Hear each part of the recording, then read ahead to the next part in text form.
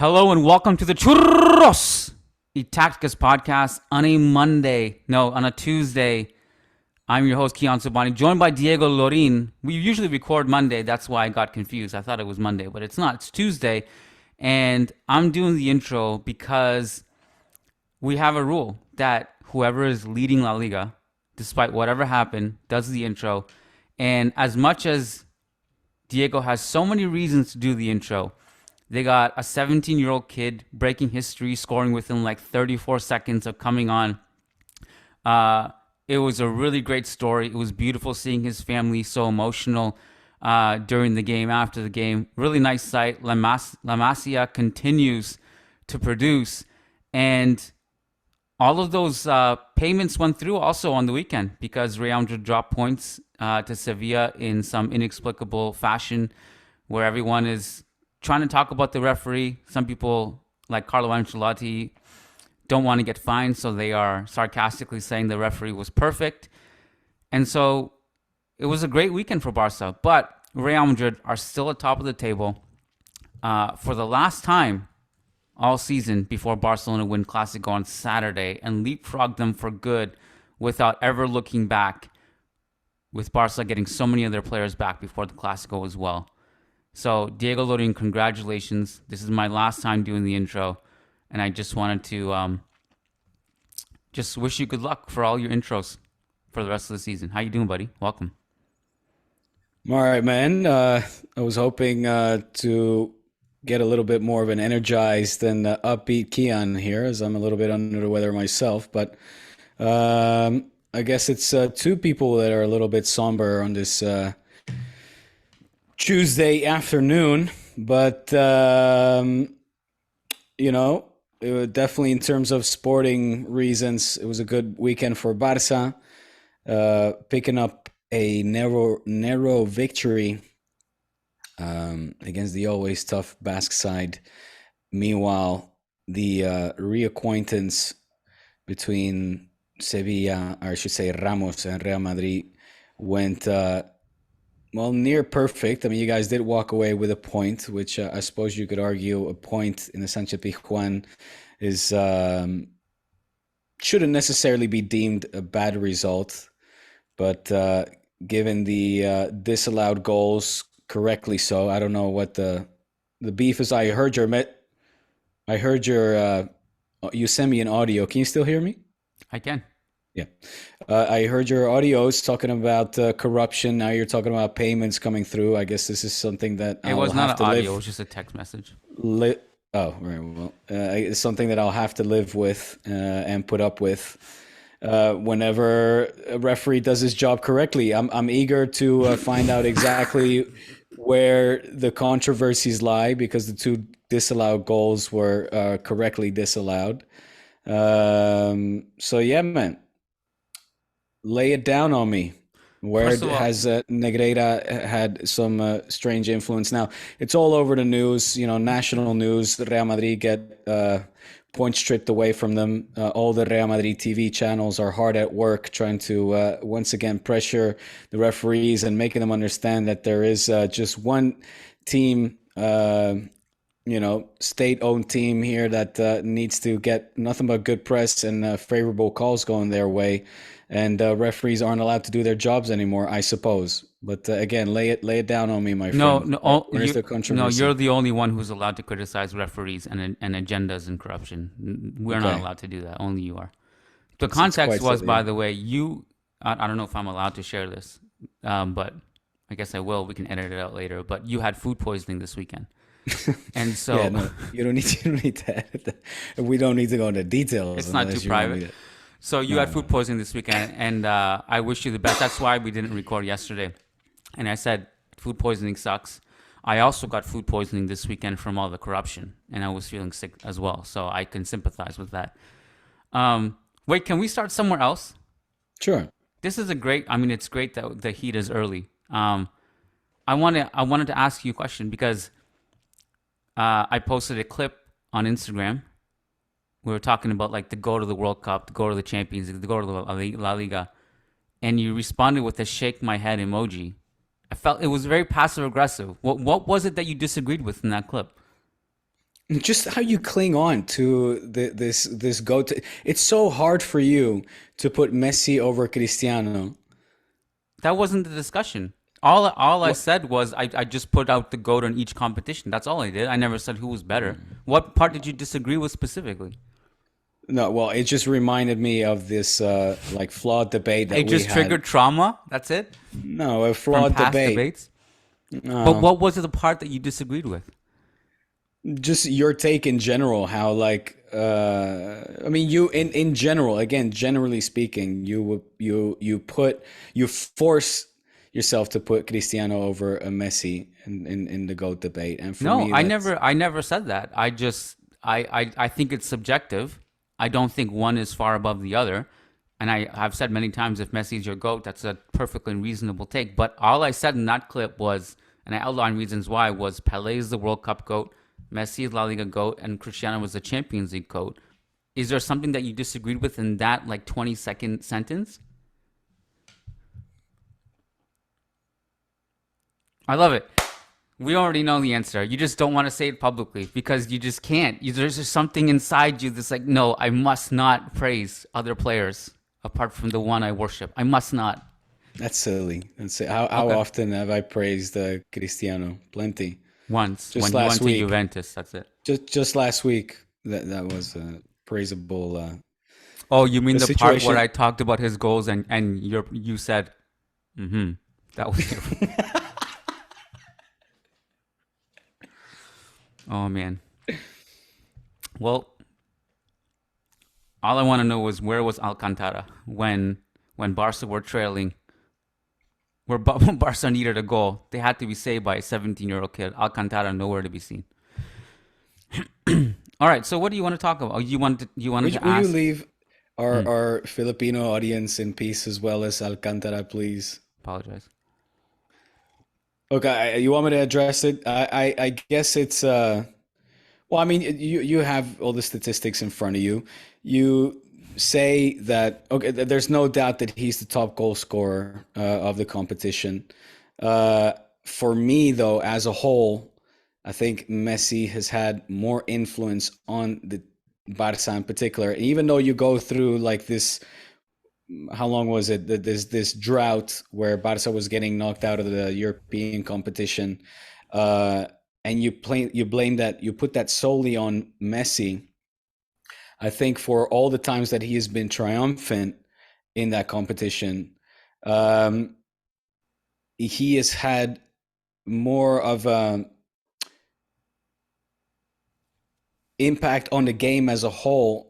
And it might sound silly because you're saying, well, in the end of the day, Cristiano is the player that scores the goal, but Messi plays in a completely different position and a completely style of football. His approach to the game is completely different from that of a Cristiano Ronaldo as well, where he involves his team more, tracks back more, picks up the ball often, within his own half, reaching the final third.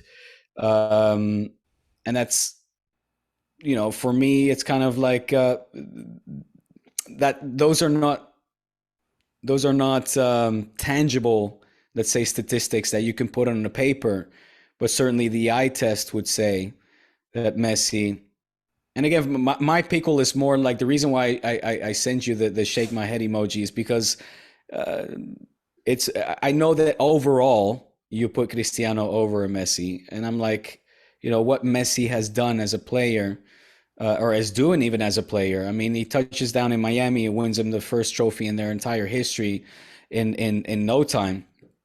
Um, continues to be unprecedented, out of this world, unique from what we have ever seen any other football player do. No, I don't want to get into all that other stuff you just said because I feel like we've already had that debate so many times. But Mm, all I said was that Cristiano was the greatest player mm-hmm, in the most important club competition in the world.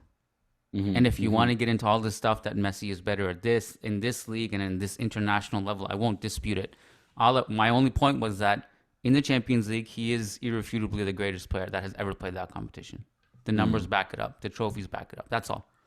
mm-hmm. Um, I agree with you that Messi is the greatest player in Inter Miami history. Like, he came in and right away, like, it was incredible. Like, he just changed the culture. They got a trophy. Unbelievable. Here, this is coming from you. You're just singing your praises about a guy that is pushing in some goals in the Saudi league. Give me a break. Come on. Well, we gotta praise both if we're gonna praise what they're doing. Okay, but now. you're not really praising. You're being mad sarcastic about it. No, where was Inter Miami before Messi came in? I was in full agreement. I was in full agreement with your statement last week. We agree that we agree that he is. Do we agree that he is the greatest player in Inter Miami history? Yes or no? Yes or no? Until Modric comes over. It's close between him and Higuain at the moment, I guess. Yes. So this was real talk. If Suarez and Alba and Busquets, Messi and Modric are all there next season, that's going to be awesome. All right. Are those rumors true that Modric is looking to join Inter Miami? No idea. Oh, that is the word around the campfire, though, isn't it? Yeah, I just don't know how true it is. I mean, we know Modric and Beckham have some kind of relationship, and Modric, this is probably his last year, so why not put those two things together? Where are you with the docuseries? I finished 2 episodes. I think I'm in the same place that we were last time. That's exactly where you were. What's the holdup? Well, then international football ended, club football resumed, and life got busy. I see. Yeah, I will watch. Does that mean you're not enjoying it so much? I am enjoying it, but I enjoy a lot of things that I don't have time for. You know. Yeah, but okay. I mean, it's not a Last Dance where you're like you can't wait to see the next episode. The Last Dance was the perfect concoction of it was highly enjoyable, and we were all at home during the pandemic. Also, yeah, of course. But still, I mean, it's not the Last Dance. No, nothing. Last Dance is the GOAT of docs. League it's like the Cristiano Ronaldo of documentaries, for sure. All right, so to answer your question, to go back, the listeners are probably pulling their hair out because we keep on digressing. You, of all people, have been calling out for consistency, right? Tell me the difference between the lines that were drawn on the first disallowed Real Madrid goal and the one that was scored by Marc. Do you want to tell me the pronunciation of his last name so I don't get it wrong? Guiu. Guiu? Okay. What was like the difference between the lines drawn in those two different plays? It was like the lines are continue to confuse and continue to be head scratching without a shadow of a doubt. The margins are so fine. They leave the spectator in complete sheer another frustration,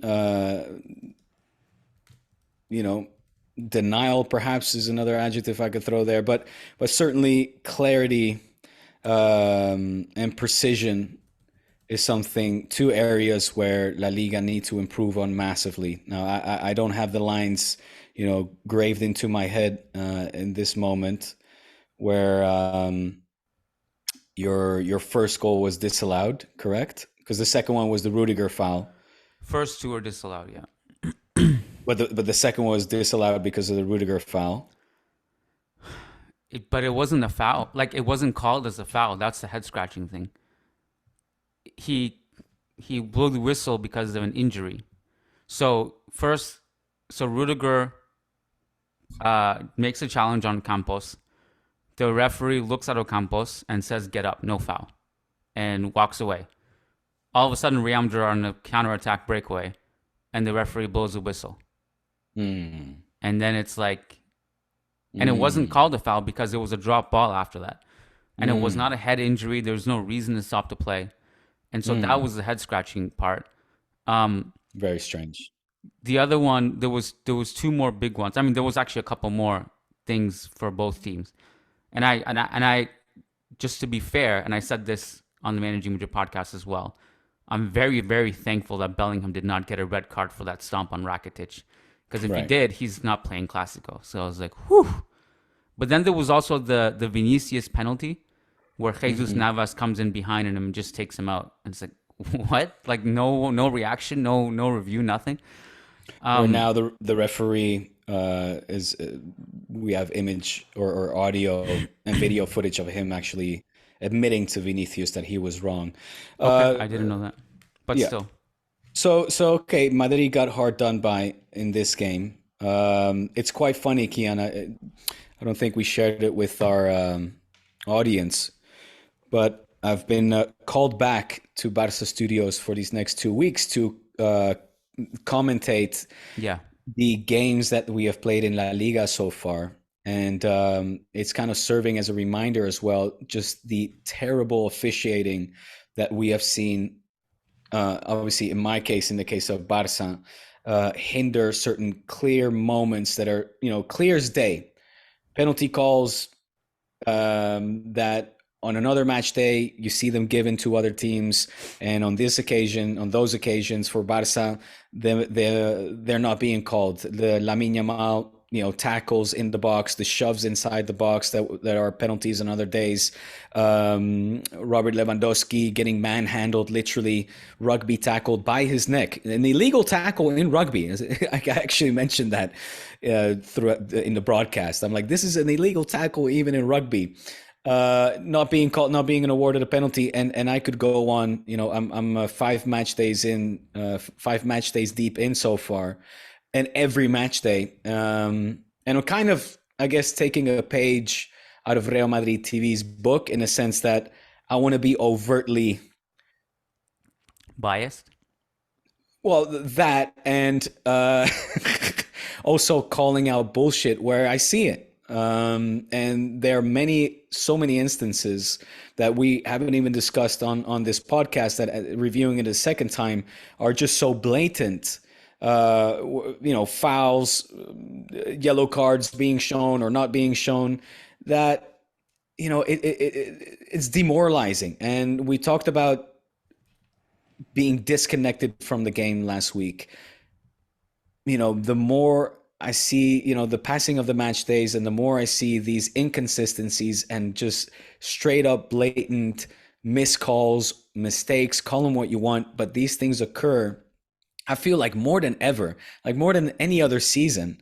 Es que ya no me da la gana. I'm just kind of like, what the fuck is this? Like, what is this? Why is it so hard? What is making the referee's job so hard to, as you said, draw clear lines? There's some offside calls that it's impossible. It's impossible to call it an offside or onside call, to make an offside or onside call, even with the lines being drawn, because when the lines are actually appear on the screen, you're there literally with your nose, touching the screen, trying to make out if the lines are even drawn correctly or not. So look, I'm a firm believer in technology and its ability to make the game better, to make the game fairer. And, I mean, this obviously since the Sevilla Real Madrid team, since the Sevilla Real Madrid game, every time you turn on the television, all they are doing this week is talking about this game. And I disagree with the vast majority of pundits, of analysts, some who I have a deep admiration and respect for, who are actually now calling for the end of VAR and technological interventions in the game of football, because they're saying, it's just not working. I disagree. I wholeheartedly disagree. I think that thanks to VAR, we've seen many more, calls gone the right way. It was an AS article that I won't forget that they actually put out last year that compared the league standings with or without VAR, and with or without VAR, I think Real Madrid would have had like an absurd amount of goals called in their favor, and would have ended up winning without VAR. Yeah, because they're the team that has had the most disallowed goals in the VAR era. Right. but those being the right calls. So my point is we're clearly going in the right direction here. In your And opinion. well, in VARs, I mean, I think in the majority of the cases, Kiyan, you and I would have to review it one by one, on a podcast or sitting next to each other and see where our disagreements lie. But I think in the vast majority of cases, we could at least come to a consensus and say VAR has helped make the right call in this case. But I agree with you that still too often, and it's frustrating for fans, from all sides, obviously, the wrong calls continue to be made quite inexplicably so. Whether it's a referee not even going to VAR when he clearly should. All these like discrepancies or this, moments where there's still a lack of clarity for at least, the spectator. And even the commentators, because how often do we not hear the commentators themselves say, well, why this? Why is the referee not going to check VAR? What, this is a penalty situation, or this is that kind of situation. So it continues to be, there continue to be too many gray areas in moments where I see, it could easily be black or white. And yeah, that's highly frustrating for sure. The problem is not VAR. The problem is still human error. And that's one thing I agree with you that I don't think VAR should go away. I think VAR should be there. But I thought that all of these problems that we have with mistakes that referees make would have been solved with VAR. But that didn't happen. And it didn't happen because referees still look at footage and can make the wrong call. And when that is coupled with slowing the game down, also, it's a nightmare. So what is it we have to do? I don't know. Like, I've been thinking a lot about this. I mentioned this to Lucas yesterday. Because, like, and Xavi was like, Xavi's pregame press conference for the Shakhtar game was, like, basically just about Real Madrid referees. And he was asked, like, do you think the Clasico will be a little bit, in Spanish they said, will it warm up, like as in like is it going to get more heated? I don't know what the like correct English Va calentar. Yeah, like spicier English, whatever. Right. Anyways, and he said no, and he gave his reasons. But like I was thinking about, I think this Clasico is going to be a gong show for whatever reason. I don't know, it's just a hunch I have. I feel like it's going to be spicy because of the relationship with the clubs, because Laporta's upset that Real Madrid said stuff about Barcelona publicly. This goes all the way back to the video about the regime last season or summer, whenever it was. There's tension right now. But I just feel like there is going to be some controversy on the cards. And I mentioned this to Lucas, like, why don't we, at least for Clasico, bring in an outside referee?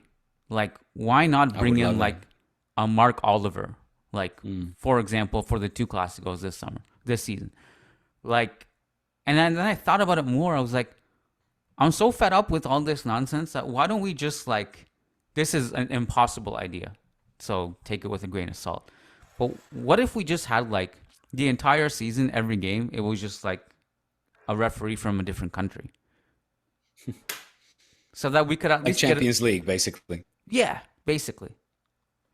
I don't know, just because I'm just kind of tired of every single game we're just talking about refs and often racism, and it's like, I don't know, it's just like not as enjoyable sometimes to like watch a football game anymore. No, I agree. And whether it's the refs and another thing I was thinking is maybe you know more about this than me since you're in North America, but I mean, video reviews, video footage, referees taking the time to review a certain play, to review their own call. It happens all the time in basketball, in the NBA, where sometimes it can get slightly long-winded, but it's sort of part of the deal. That is just something that is part of the game. In my opinion, they don't get too many calls wrong. Another game that and that's why I say maybe you know more than me is in American football.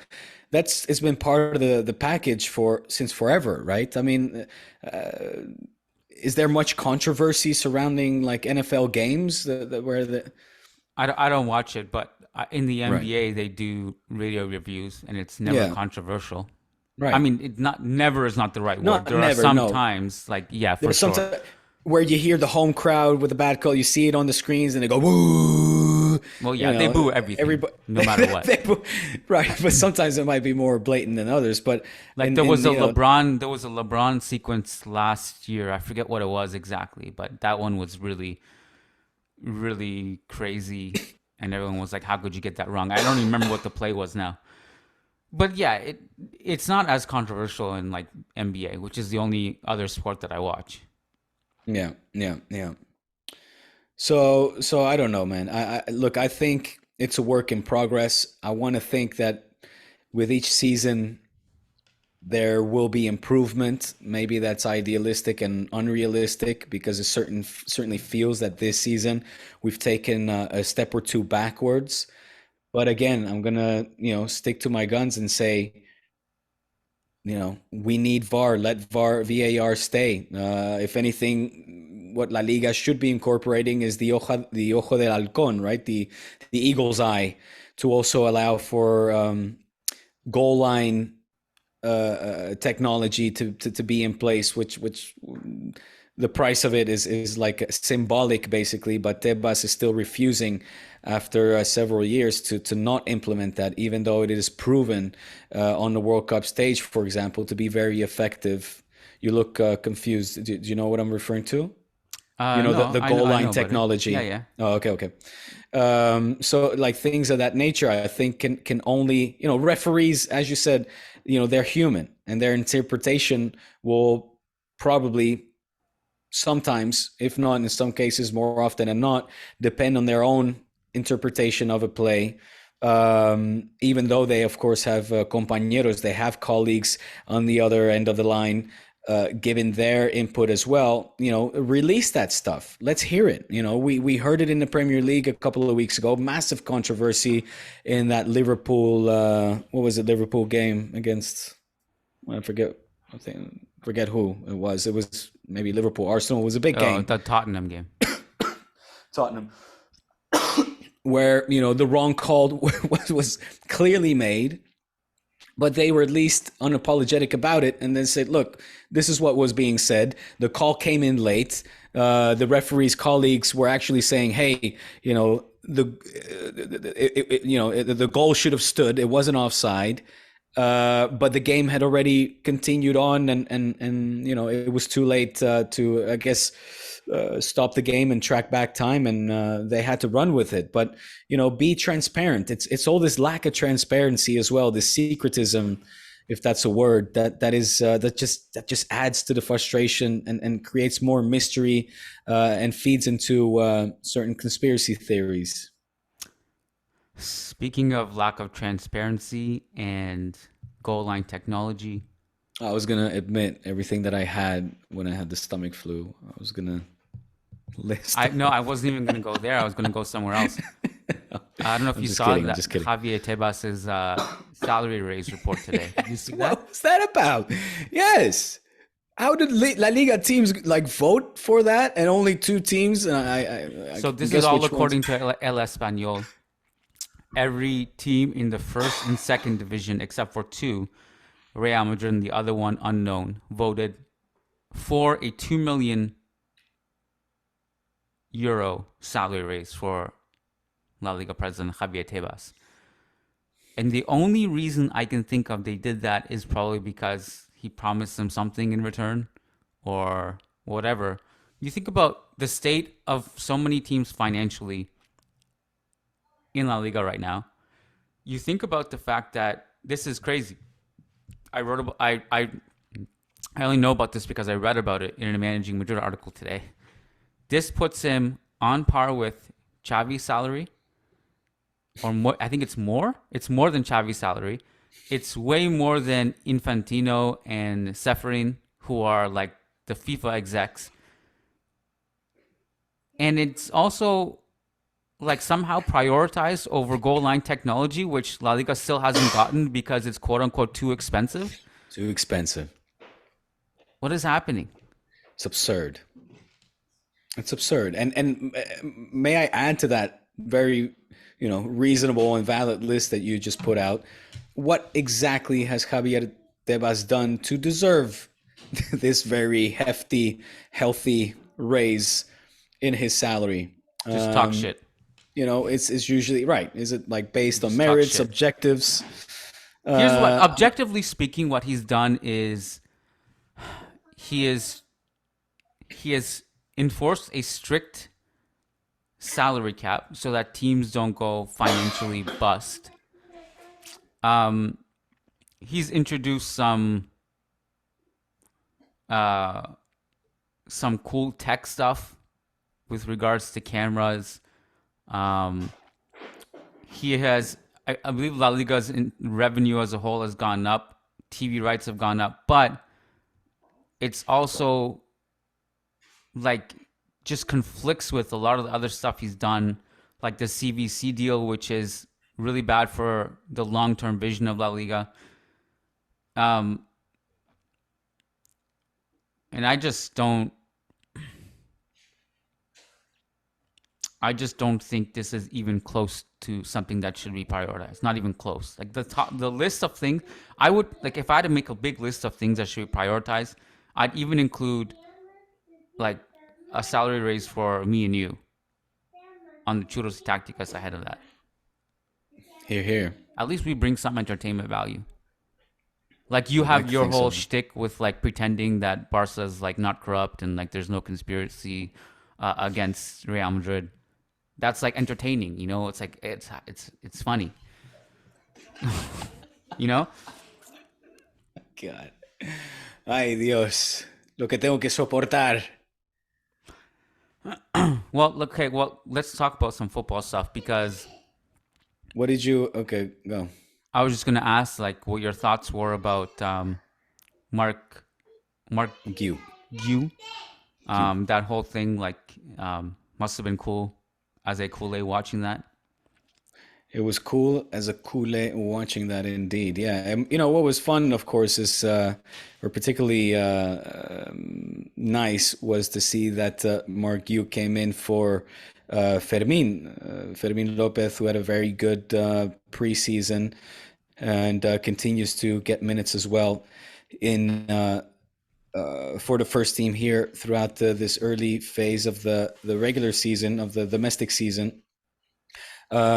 And it just seems like, Xavi is the right coach as well to give pass and make way for these Masia talents that I think, and this is sheer speculation, of course, but had it been any other coach that wouldn't know the intricacy, but also the talent that exists within La Masia, the way in which they train, the way in which they play.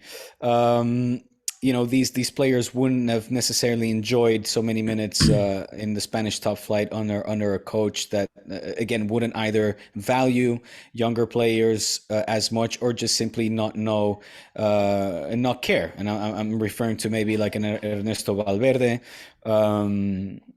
It's I can't really throw Ronald Koeman in the mix because he was somewhat quote unquote forced to make use of the younger talents given the financial strain that the club was heavily under in at that time. But, we also know that Koeman was very eager and keen on getting players, the likes of Wijnaldum, into the squad, or Luc de Jong, etc. Mind you, Luc de Jong who's doing very well in the Eredivisie at the moment. I think that in the case of Xavi, it's just kind of a perfect fit for these young players to enjoy minutes with the first team. Marc Guiu, who actually was plucked out from a crop of players by Xavi himself when he was very young still. I think he was 11 or 12 years old, as I seemingly remember to read, when he was one of the players that was partaking in one of Xavi's summer camps. So Xavi has like a summer camp, and saw Marc play and told him to apply or to make trials to go for the tryouts for Football Club Barcelona, and eventually enrolled into the youth system there, and has been slowly but steadily, adjusting and fitting to the Barca system and climbing up the ranks as well. So it's I think it's great to see all these young talents emerge. It seems sometimes that there's kind of like no end, and it's still early days, of course. I mean, we have so many of these stories, from your Bojan Kirkic to Tello to Cuenca to more recently an Ansu Fati, or even an Abde for that matter, that of course those players haven't worked out. Maybe there's still hope in the case of Ansu, who's on a loan spell. But my point being is, so quickly are these players hailed as the next big blank, that maybe pressure can overcome these players, and kind of then we see them fizzle out into a player that in the end goes on loan and kind of never finds his spot anymore within the Barca system. So, very early days, of course, but it was just the perfect moment for Marc Guiu to make his debut. I don't know if he broke any records by becoming the fastest scoring debutant in La Liga or something. I think it was some kind of record, fastest scoring, youngest something, right? And add to that, of course, that the likes of Lamine Yamal also having become the youngest debutant in La Liga, the youngest scorer in La Liga. You still have your Gavis that are very young. So I mean, just Alejandro Balde, etc. So there's a very good balance of experienced elderly players, older players, your Gundigans that have just been a seamless fit. Robert Lewandowski, who at least now again is back to scoring ways in La Liga as well. He had a very stop-start or a very iffy kind of start to his Liga campaign, but he still, as a figure in the Barca dressing room and on the field, commands a lot of respect and is certainly an authoritative figure. So between those kind of elderly, more experienced players and this crop of young players coming up, I think it's a fascinating blend and quite exciting to follow, of course, and wish them all the best. Yeah, that's all a fair take. By the way, it was at 17 years and 291 days, Marc what? Guiu? Marc Guiu is the youngest player to debut with a goal for Barcelona in La Liga in the 21st century. So it's actually more specific than I thought. But I feel like I saw somewhere about how fast it was too. So maybe there was two different ones. I don't know. Two different records. Also, it was his first touch, wasn't it? Yeah, it was exactly. Yeah. Yeah. So, I mean, look, what's naturally going to happen is, of course, the hysteria of fans and media is that now this guy's going to have a lot of pressure on his shoulders for unfair reasons. And I have no idea what this means for the future. And there's been a million of these players, as you said, not only at Barca, but also Real Madrid, who just kind of could be great, could be good, could be bad. I'm not sure. But the point is, regardless of what happens, is that I think Barcelona did a really good job here, and Xavi did a really good job of finding someone that can help them right now, irrespective of what's going to happen in the future, if he's going to be great or not.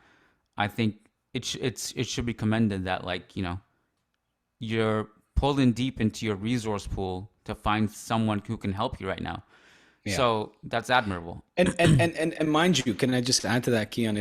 It is I find it admirable as well that it's very daring and very brave of Xavi, because this is with La Liga on the line. I mean, we were playing a very tough Athletic Club side that were certainly not making things easy. Quite the opposite. They had their own chances to score a goal as well. It was still 0-0 at the time. So to put in such a young player with no prior experience, Xavi would have have to have been very certain that Marc Guiu had what it takes to perform on the biggest stage at that moment, because it could have very well been maybe overwhelming for such a young kid. It could have very well been, a situation where the pressure just gets to the player and it's all too much. And God forbid, maybe Marc, like a stain in that player's career. I mean, my point being is, the introduction, I feel there's a lot of responsibility on Xavi as well to give a young player the right kind of environment and introduction to his first game at the highest level in the Spanish top flight. And it was a brave, but also a daring move by Xavi that fortunately worked out for team and player alike. In of course, the best way possible. I mean, he scored the winning goal. But I would like to think that Xavi knew exactly what he was doing by introducing Marc Guiu to the big stage, and not to say that he knew he was going to score a goal, but just that he was mentally ready to take on such a big responsibility. So I'm really glad you're back at Barca now, or at least on a part-time basis, because you're going to know basic information like when does Barca play, who's available, who's not, because you lost all that when you left. Now you just kind of know some simple details now. Do you know, because Xavi said today, the players who did not make the squad for the Shakhtar game, I'm going to get, they're not there because of health reasons, but I'm going to get some of those players back for Clasico. Do you have any inclinations on who those players are? I believe, isn't Pedri's in the squad for Shakhtar, right? I think he's in the squad. I don't think so. He's not? No, as far as I'm concerned, like, players that are definitively out are Pedri, Frenkie, Lewandowski, who am I missing? I'll need to check, but to answer your question, no, I don't know that today. Maybe for Friday's pod I'll have more information. But it does seem like, yeah, we'll be missing half of our starting lineup, at least 5 players. That's in the Clasico, you mean? Yeah. Can you go over those 5 players again? So hold on, let me pull it up, okay? So it's Pedri, Frenkie, Lewandowski. Just bear with me here. Go on. I was going to say, these are the players who are out right now. Yeah. But I feel like some of those players could be back for Clasico, given Xavi's rewarding today. Well, so what did he say exactly? I didn't see his press conference. He said, the exact words he used, he said, some of the players who are out against Shakhtar will be back for Clasico. He just said some, but he didn't specify anything more than that. Okay. Well, then okay. So I plead sheer another nonsense or ignorance here. I don't know. I thought that Koundé, Pedri, Frenkie, Rafinha was the other one, and Lewandowski are out. Right. Interesting. Yeah. What are your big, besides the 2 obvious ones who you guys obviously replaced with fine players in Kepa?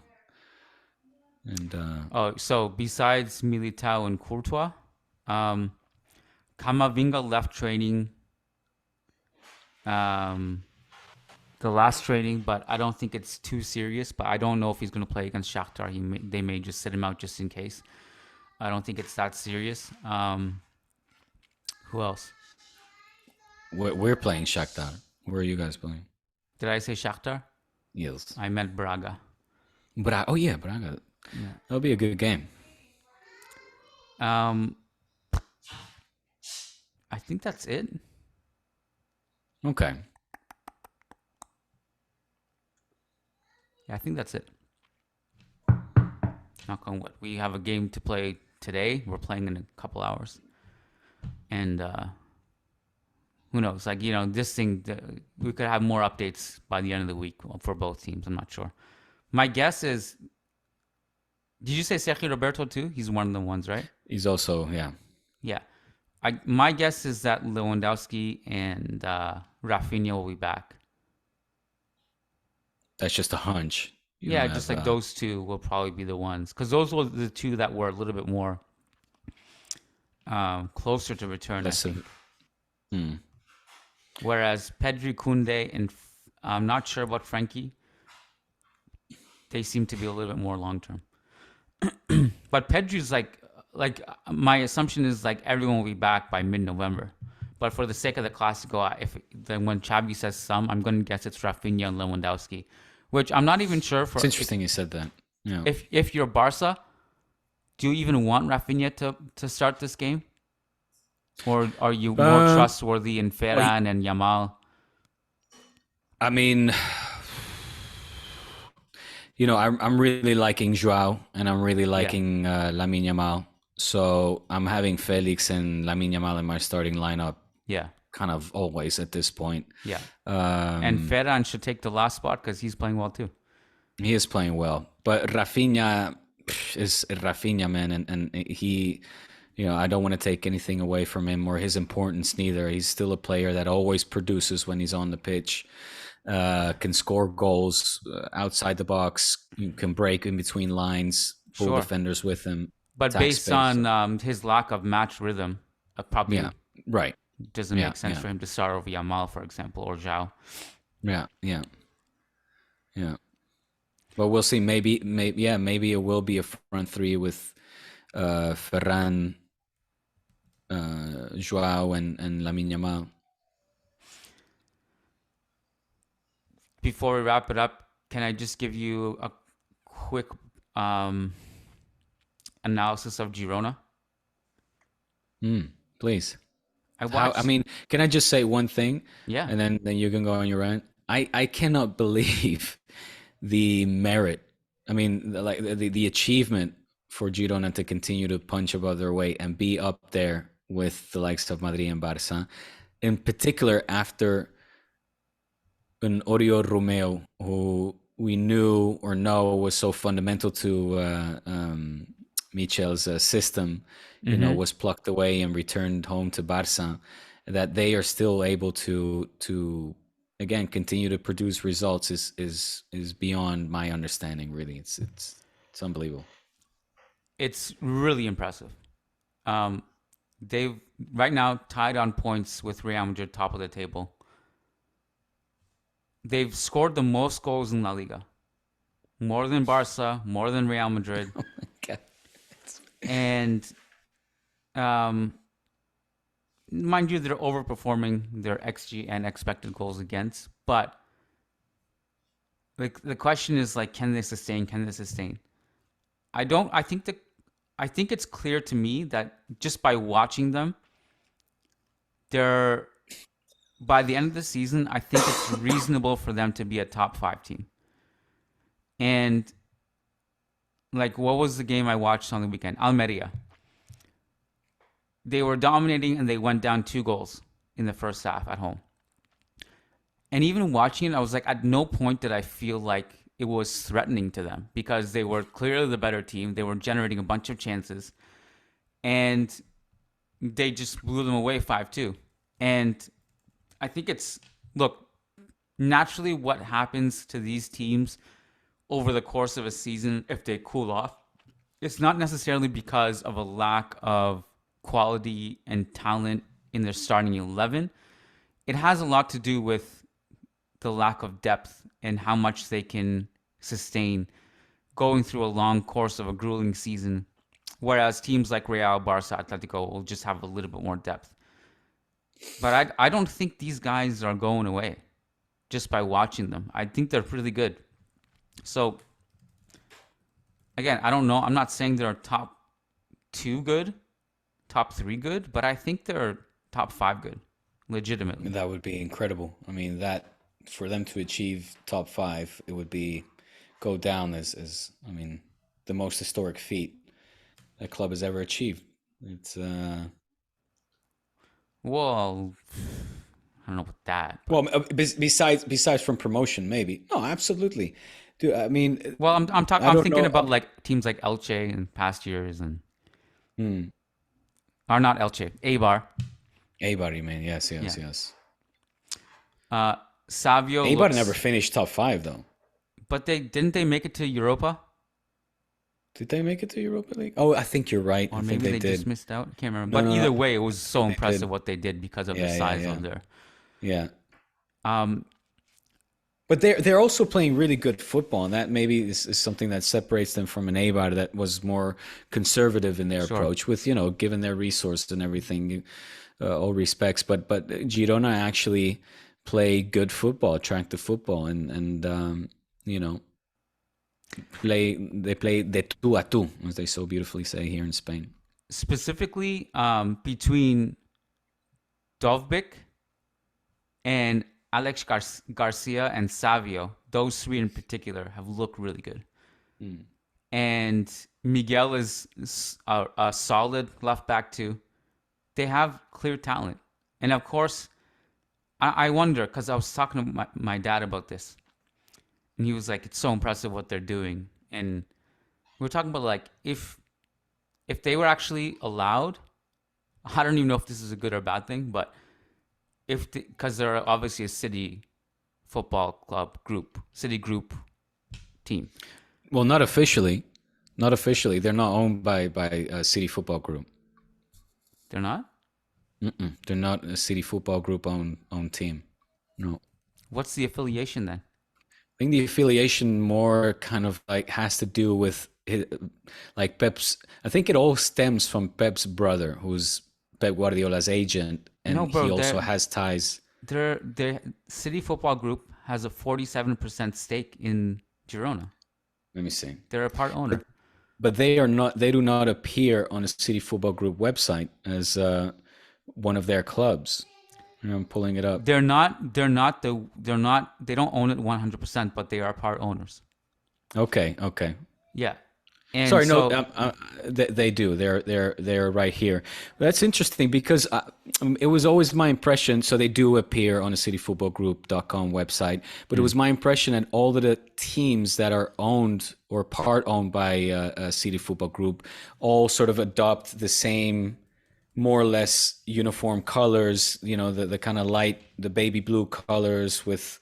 If you look at the New York City crest, the Man City crest, the Melbourne City, they all seem to kind of have this uniform. Even I think it was Mumbai City, that adopt the light blue colors and all that.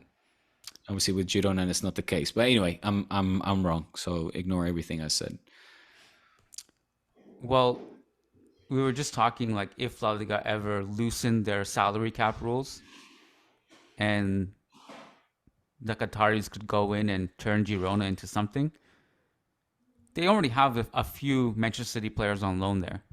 And you just know that if they could use that as a team that acts as kind of like a developmental tool and a team that they can strengthen for also their own purposes. And like, look, don't get me wrong. Like, even me talking about it, you can already see the conflict of interest.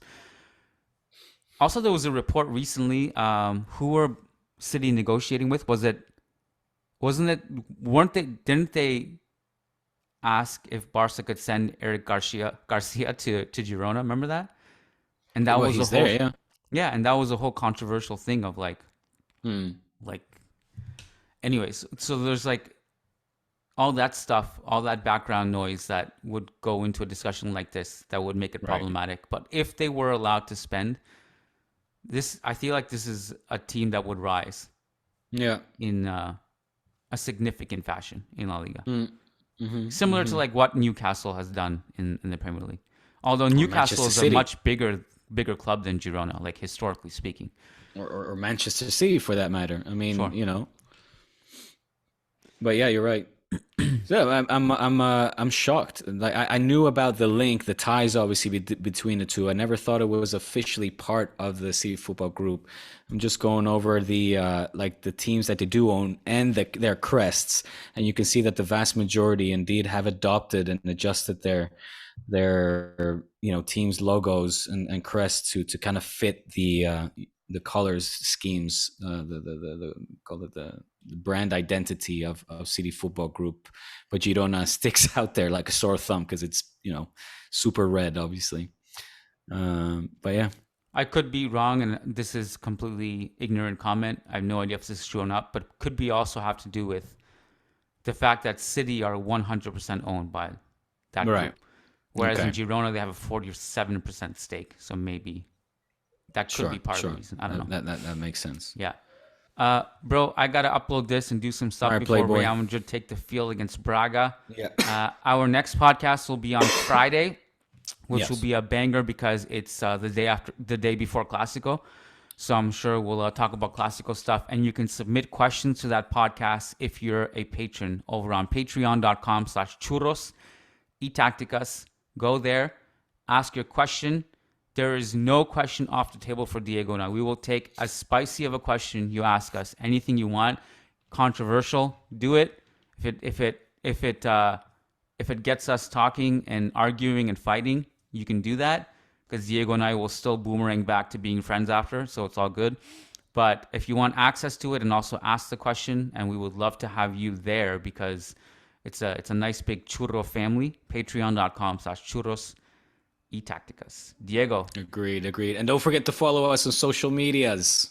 Yeah. All of them. TikTok, to Insta, to Twitters. And tell your friends. Subscribe. Be part of the family because we really are. I super enjoy this family that we've created here on Churros y Tácticas that, slowly but surely we continue to evolve and grow. So become part, and sign up. 100%. All right, Diego. Thanks, buddy. We'll chat Friday. Take care. That's good, buddy. You too. Have a good week. Peace.